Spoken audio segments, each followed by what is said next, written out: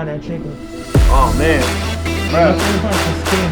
Well, Louisiana chicken, you know what I'm saying? I go to Mama San. She got the best shit in the land. Mama San? Bruh. I call her that, man. She only make it when you call. Okay. So that's why this is the different Louisiana chicken, cause like she only cook this when you call. Other ones let the chicken sit and stuff. She makes it made to order. Mm-hmm. Yeah, that's interesting. Come on. First things first when I get to work, you know? You know, I gotta fill this shit up, man. So, first things first. Alright, so, you know, the San Fernando Valley Market, when it first started, you know, it was ran by an organization called Brotherhood. Shout out to Don and Henri. Those the big homies. They was like the first generation of Valley. Also black owned businesses, you feel me? They both had, you know, they all had restaurants, you know what I'm saying? They had barbershops, had shoe stores. So I'm just following the steps of a generation that came before me. I'm the second generation. Is that, what's the ochos? The Ochos, you ready? Yeah. Alright, so my concept with the Ochos, man. So you know how they got the Dodgers, right? You know, my name's Bonnie Ocho. So I was thinking about the 8, you know what I'm saying? The 818, 3 plus 5 is the 8, you know, basically showing the culture, you feel me, all for the 818. So I was like, what are we considered as? You know, we need a logo.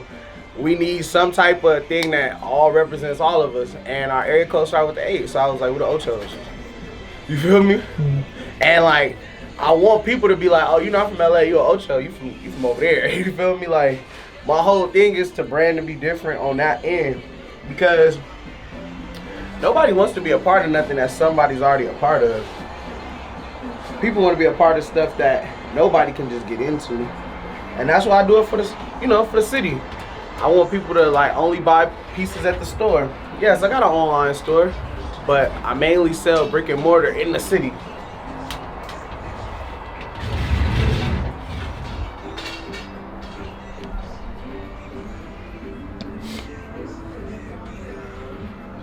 Put these dad hats on the bottom.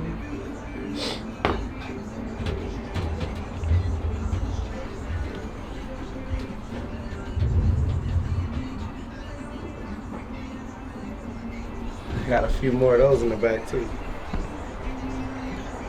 Oh, I forgot the Laker hat.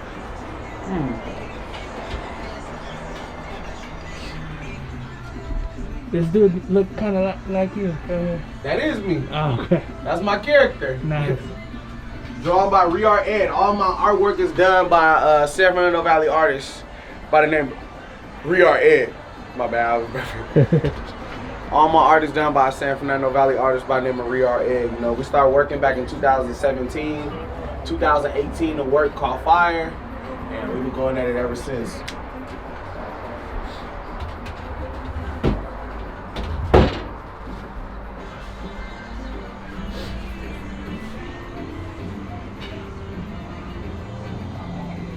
How you get a custom rug?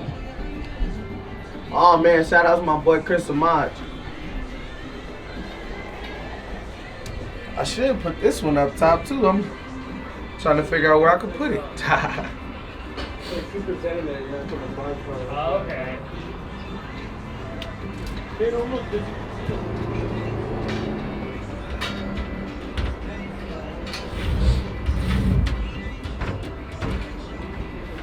My bad, sometimes damn case be giving me trouble. So are you in the shirt selling business too? Oh man, I'm in the merch selling business. Anything Ochos, anything San Fernando Valley, anything 818, Valley Side. The main thing is to corner my market. You know what I'm saying? Like how I see myself and how we moving. We a city that needs a blueprint as far as like, okay, I want to be an artist from here. How do I do it, you know?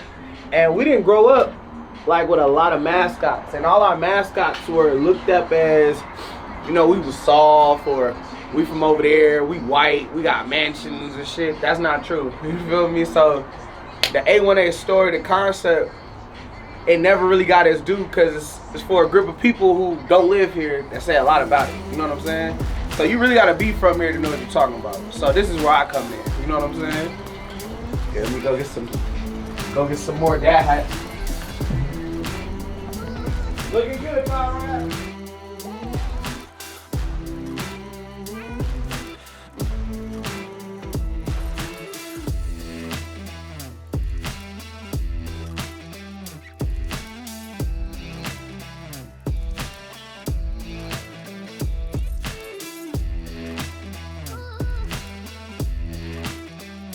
Completely thrashed.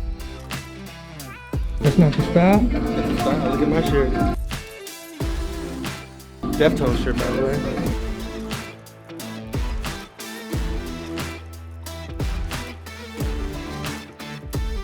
$46 Grammys, $99.94 for the ending, sorry. These are all old shirts, you know, most of them. Is this your rack or? Yeah. Not all of this, is it? All of it. What? You got this many shirts? That's just a little bit, dog. Thank you, dog. This is an old El Salvador shirt. Made in El Salvador? Yeah, made in El Salvador. Yeah, 90, 95.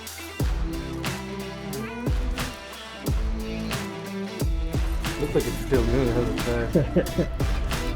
Independent, remember that brand? Yeah.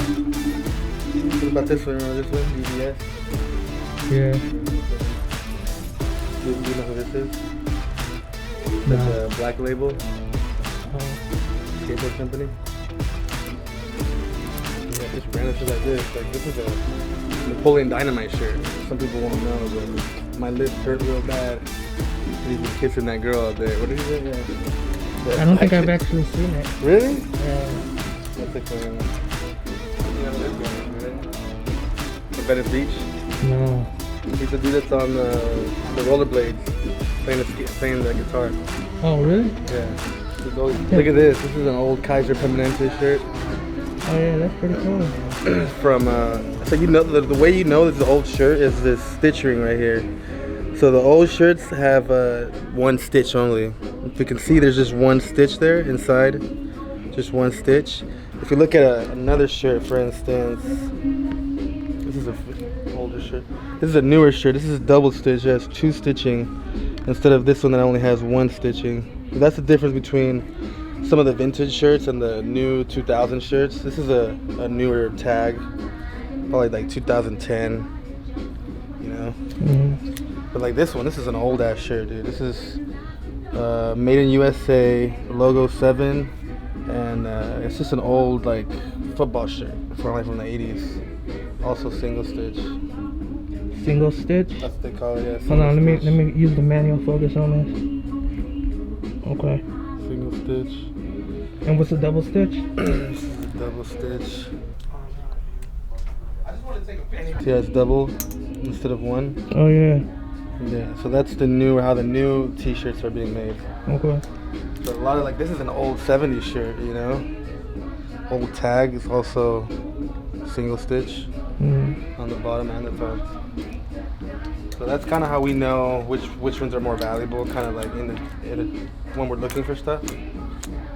Now this is a Tommy shirt. This is also double stitch. This is like a 2000s Tommy shirt, you know? It used to be popular. Now it's not as popular as before. But people really like this thrash look, bro. Like I buy them just because it's like all thrashed, you know? Mm-hmm. Like people like that shit. Like all faded. There's even people that make these shirts like that now, dude. Like you go to Abercrombie and Fitch or places like that, they'll like mimic this shit, you know? Yeah.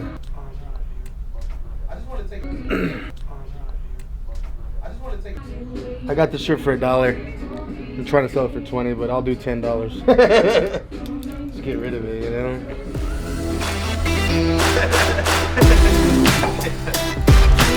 Alright, so first, I guess, start with your name. My name is Jonathan Andrino Vela. Born and raised in Canoga Park. I'm the shop owner of Playoffs SFV. We are a vintage sports boutique and community center. And where are we right now? We are currently inside of Playoffs SFV.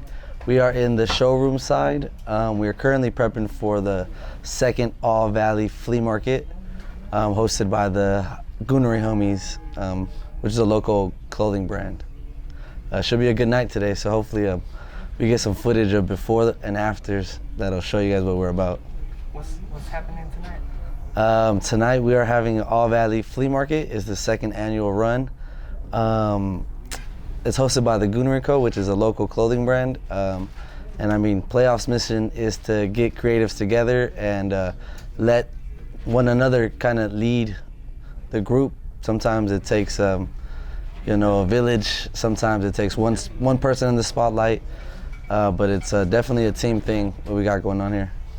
Okay. And so, what's the business exactly? So we are a vintage boutique. But as of late, we've expanded our business model into an independent brand program.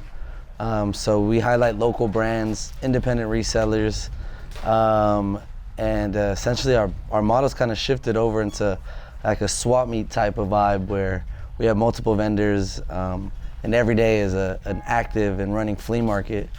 It kind of puts me in a cool position to highlight a lot of my creative friends and, collectively promote the spot while everybody kind of grows individually.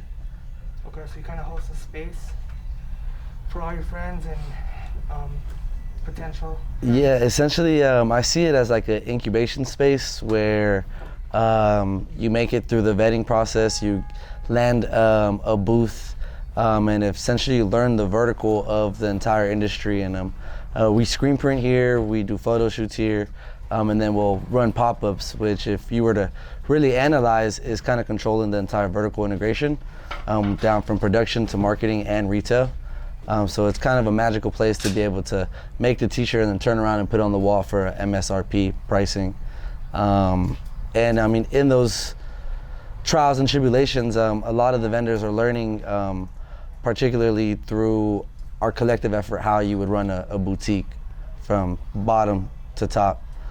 So it's a good learning curve, and in the process we're growing a school of thought and a collective, like-minded individuals, and I think there's a collective there's a shift in collective consciousness. What is a vendor? Okay. What is a vendor? I guess a vendor in this case is very non-binary, because we've had artists, we've had photographers, but generally it is resellers and then independent brands in our case. But if you take it back to the old days, the way I grew up particularly too, I was going to swap meets, I was going to flea markets, and I kind of just grabbed onto what really stuck with me and made a lifestyle out of it. The other day I was at a swap meet of over 100 people, and I looked back and I was like, whoever is hosting this swap meet has really facilitated a lot of jobs for the local economy. That kind of blew my mind. But needless to say, like every individual in here, every vendor in here is a talent of their own. So just a vendor in here is a creative person. And do they have to pay to get a spot? Or? So you join our ecosystem after you get through our vetting process, and then there's a $200 vendor fee, flat rate at the top of the month, and then you facilitate all your sales. Most shops open up a consignment model, which generally is like a percentage of a sale, but this way it kind of it entitles our vendors to just be their own bosses. You come in at whatever time you want. If you make your overhead, that's your fault.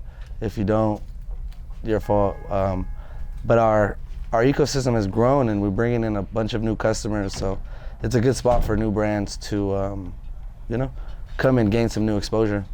Brands like the Ochos? Exactly, like the AHAT Co. They are our leading case study, really. Case study, what's that? Yeah, so they were the first ones to kick off our independent brand program before it was really an independent brand program. We booked them for a pop-up, and they did so well that they asked if they can stay for the rest of the month. And then thereafter, he locked in for the month after seeing success of what playoffs has to offer. And then shortly after, I was like, if he can find success here, I'm sure there's other people that can come in and join our ecosystem. And I use the AHAC code to present to people, like, look what is possible within our space. I imagine we won't have them for forever. Again, our mission is to help nurture these brands and have them grow and get their own stores. Generally, I'm the one to vet new vendors, and I believe every vendor is strong enough to have their own store. What's a vet? Like, Make sure you're a valid brand, you're solidified. background check kind of? Yeah, kind of a very soft background check. Because there's a lot of people who think that making a t-shirt running a t-shirt company is very easy, and it just entails putting a design on a shirt. But you'll find out shortly enough how difficult it is to really run a t-shirt brand. So it's like more than just selling vintage shirts. Absolutely. More of the vintage boutique is more of a niche, kind of a branding thing, but we pretty much supply everything. I'm really happy to be able to supply local talent, give them a platform for just opportunity to just get to the next level, I will be so excited to see every single one of my vendors, grow beyond this and have their own stores. Right. We'll be right there supporting them grand opening day, And then, like I said, with the Ocho's case, I know you were here for last night's pop-up that we did. Hell of a turnout, and he does that every time. So I expect nothing less when they're ready to have their own store. So as far as getting the word out, you guys like host parties and Yeah. Honestly, man, quarantine kind of threw us for a loop because pop-ups were our go-tos. But then when we got stuck in quarantine, we had to shift and figure out how to stay alive, And fortunately, we have a strong marketing background, so we got away with social media and used it to our advantage to make those sales. What's even crazier is that we don't have a website, which most companies would, their first analysis would be like, you should start a website. Conversely, we're like, we don't want a website. We want to keep it grassroots. what social medias did you use? Just Instagram, solely Instagram, believe it or not. But a lot of our mission is to have people come in. I want you to step on the concrete and have a conversation with us, which is a big mission. And you'll see in a lot of our curation, a lot of our clothing, we kind of like dig for history and we dig for like, statement pieces. Like I particularly would collect like vintage college shirts, so then local community could pick it up and ask me a little bit about university, higher education, things like that, where we like subconsciously dig at deeper meanings. When the George Floyd uprising happened, we put together a protest tee campaign. I reached out to the local community and asked some designers if they're willing to donate any of their designs. I would then screen print them and hand them out at the protests. After donations and resources given back, we actually made over 400 t-shirts and donated them at the rallies all across the summer, or throughout the summer. But things like that, where there's a splash of political, input into the programming. It's super important for the space that we got going on. I don't want people to discredit our professional or our formal like presentation just because we do it from this approach. We're just as serious. The dialogue is just as,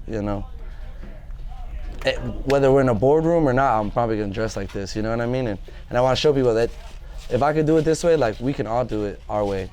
And really one thing I wanna end on is a lot of us have realized that it's not me and you, it's not us versus us anymore. It's us versus the machine, So I think the collective consciousness is kind of shifting in that direction as a whole, and not just here, but hippie culture is real. It's back to the 70s again, you know what I mean? Oppressive wars, oppressive policy. We're coming back to an independent era. We can't really be relying on help anymore. We gotta go get it ourselves, and I'm preparing my guys for it, Because if you could do it small, you could do it big. That's exactly what Ocho told me, you know? So, I mean, that's a perfect example of what our mission is here. As far as leadership, how does that work? I try to, a lot of it comes from my basketball background. Sometimes I have to be the one with the ball to go get a bucket. There's a lot of times where I have to pass the ball, so I have, you know, an open man ready to shoot, and I know he's capable and willing. But realistically, I like to put people in positions so where then they have to lead. We all have to lead eventually. If it's your pop-up, how do you want it to go down? You know what I mean? Eventually, if it's not your pop-up, how can you help? How can you still make, you know, some sales yourself? How can you help the overall party? So in 2 sentences, can you sum up any way you want, just kind of either the business, your mission statement, your purpose, 2 sentences. It's really tough. It's really hard to explain what we have going on. How about jargon? You know what jargon is? Yeah. What's specific to what you do that you think people might not know what it means? Like words like a vendor or pop-ups or any other? Again, I think like the best way I can really explain it is like I've been telling them jokingly a lot of my friends that we're opening up a hype swap meet where it's a ton of vendors, but we're vetting our talent and our creatives.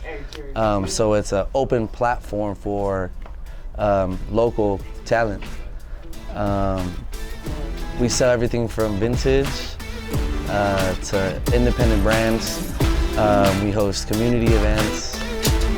It's a place for you to promote your work and have us to back you and help spread your message. Cool. Yeah. Thank you, man.